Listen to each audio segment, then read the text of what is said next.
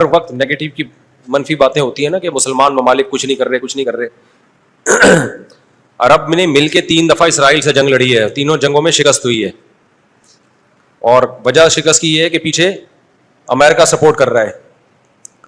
تو کیونکہ اسرائیل سے لڑنے کا مطلب ہے کہ امریکہ سے لڑائی, اس وجہ سے شکست ہو جاتی ہے. تو وہ 3 دفعہ لڑ کے بیٹھ چکے ہوں گے, اب کیا کریں ہم. ہونا یہ چاہیے اگر تھوڑا سا بارڈر کھول دیں نا تو پوری دنیا کے مسلمان پیدل ہی اسرائیل کو فتح کر کے آ سکتے ہیں.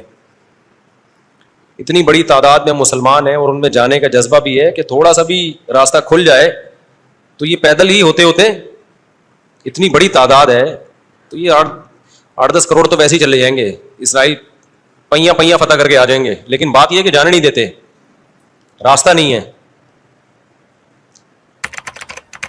کیونکہ اگر مصر راستہ دیتا ہے نا, تھوڑا سا بھی راستہ کھولتا ہے, تو پہلے اسی بیس پہ اسرائیل مصر پہ اٹیک کر کے اس کے علاقے لے چکا ہے کہ مصر نے راستہ کھولا ہوا تھا مجاہدین کے لیے. تو اس بیس پہ اسرائیل نے آدھا مصر پہ قبضہ کر لیا. سمجھ رہے ہو؟ تو جب مصری ہاتھ سے نکل گیا ان کے, تو ایسا گچھی پکڑی ہے نا چاروں طرف سے. تو اب دیکھیں آگے ہوتا کیا ہے, اللہ خیر کرے.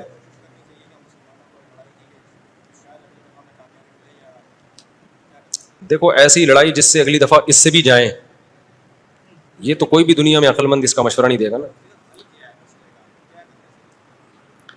دیکھو مسئلے کا اگر حل سامنے نہ آ رہا ہو تو غلط حل کی طرف نہیں جانا چاہیے, یہ ذہن میں رکھیں.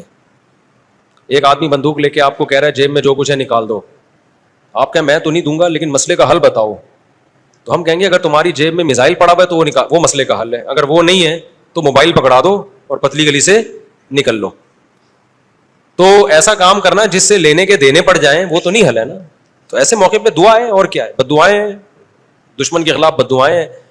کسی کے پاس راستہ ہے جانے کا تو جائے, 100 دفعہ جائے, اناؤنس کرے کہ یہ راستہ ہے, یہ یہاں سے نکل آیا ہے راستہ, تو سب پہنچ جائیں گے.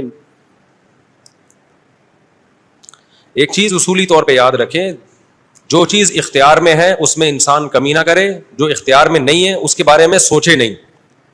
اس سے ٹینشن کے سوا کچھ بھی حاصل نہیں ہوتا. کیونکہ جب آپ ایسی چیز کا سوچنا شروع کرتے ہیں نا جو آپ کے اختیار میں نہیں ہے, تو ہمیشہ وہ کام کر لیتے ہیں جس کا پہلے سے بھی زیادہ نقصان ہوتا ہے, جس کا پہلے سے زیادہ نقصان